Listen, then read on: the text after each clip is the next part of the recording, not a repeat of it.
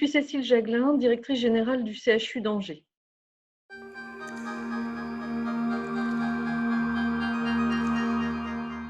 Au démarrage de la crise coronavirus, notre première action a été de constituer une cellule de crise hospitalière qui se réunit tous les jours depuis fin février et qui a complètement réinventé l'hôpital pour pouvoir mettre en place des circuits dédiés aux patients Covid, mais continuer à accueillir les autres patients urgents.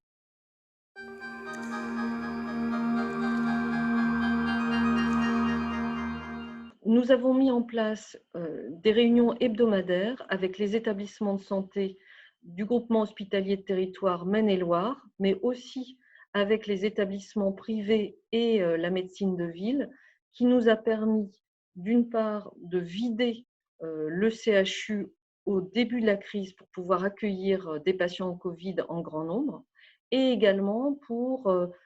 proposer des protocoles de soins homogènes en ville, au plus près du domicile des patients et dans les établissements du département.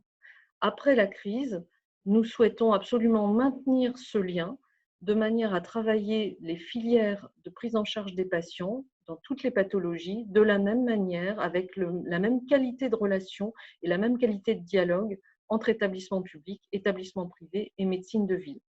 Je donnerai un exemple prioritaire pour nous, c'est la mise en place du service d'accès aux soins qui doit permettre à la médecine de ville d'accueillir des patients qui aujourd'hui viennent aux urgences pour des pathologies bénignes ou des actes qui réclament peu de plateau technique et qui doivent pouvoir être accueillis dans des cabinets de ville dédiés en lien avec notre service d'urgence et le SAMU 49.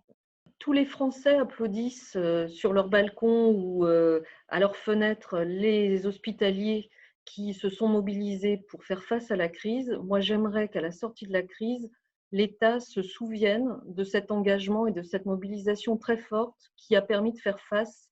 à cette épidémie inédite.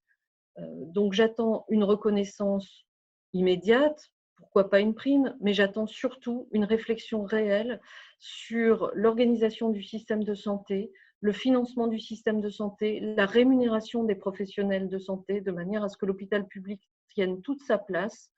que le service public hospitalier soit reconnu à sa juste valeur et que